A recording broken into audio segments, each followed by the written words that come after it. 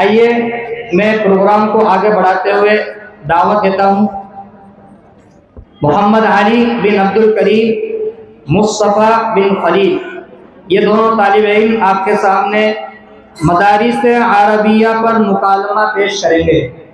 مدارس عربیہ میں کیا ہوتا ہے، یہ مدرسے کیا سکھاتے ہیں، ان مدرسوں میں کیا سکھایا جاتا ہے، یہ آپ کے سامنے بیان کریں گے۔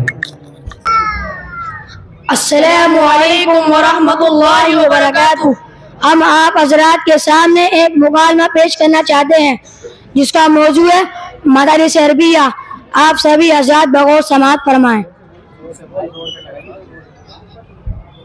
السلام علیکم۔ وعلیکم السلام ورحمۃ اللہ وبرکاتہ۔ مولوی صاحب، آپ اس کام میں مصروف رہتے ہو، بار بار زیارت کو جی جاتا ہے مگر ملاقات سے محرومی رہتی ہے۔ ارے بھائی، میری مصروفیات کا اندازہ تو میرے لباس اور میرے وضاحت سے ہو ہی جاتا ہے۔ میں اس وقت ایسی دینی درسگاہ علمی مرکز مدرسہ تعلیم القرآن مسجد منیہاران میں دینی اصلاحی تربیتی تعلیم کے ساتھ ساتھ عصری تعلیم میں سرشار ہوں تاکہ امت مسلمہ کے ان لوگوں کو دین سے آگاہ کروں جو غفلت کی نیند سوئے ہوئے ہیں۔ مولوی صاحب، میں بھی امت محمدیہ صلی اللہ علیہ وسلم کا ایک فرد ہوں۔ میں بھی ایک بات سے واقف ہونا چاہتا ہوں۔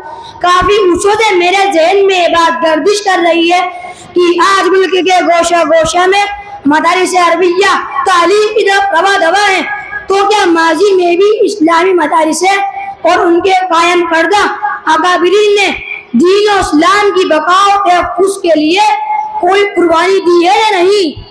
داستان آپ نے زیادہ لمبی چھیڑ دی، اچھا ذرا غور سے سنو اور سمجھو۔ تاریخ کیا کہتی ہے؟ مدارس عربیہ اور ان کے قائم کردہ علماء کرام نے ایسے نازک دور میں کہ جب برطانوی انگریز سامراج ہندوستان کی سینا پر اپنے تسلط اور اقتدار کا پنجہ گاڑنے کے لیے پوری قوت صرف کر چکا تھا، اسلام اور مسلمانوں کو صفحہ ہستی سے مٹانے کے لیے ہندوستان کے گوشہ گوشہ میں اپنے زہریلے اور مدر اثرات کے طوفان اٹھا رکھے تھے۔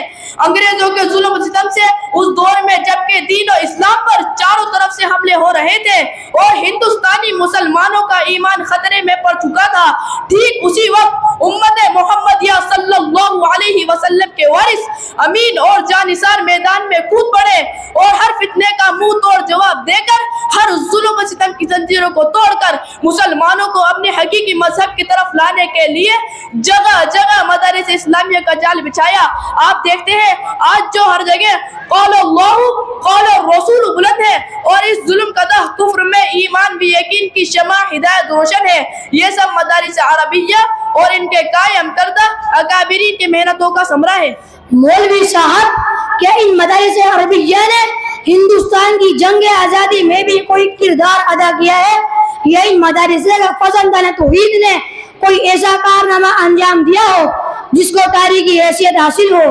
ارے بھائی، خنجر چلے کسی پر تڑپتے ہیں ہم امیر، خنجر چلے کسی پر تڑپتے ہیں ہم امیر، سارے جہاں کا درد ہمارے جگر میں ہے۔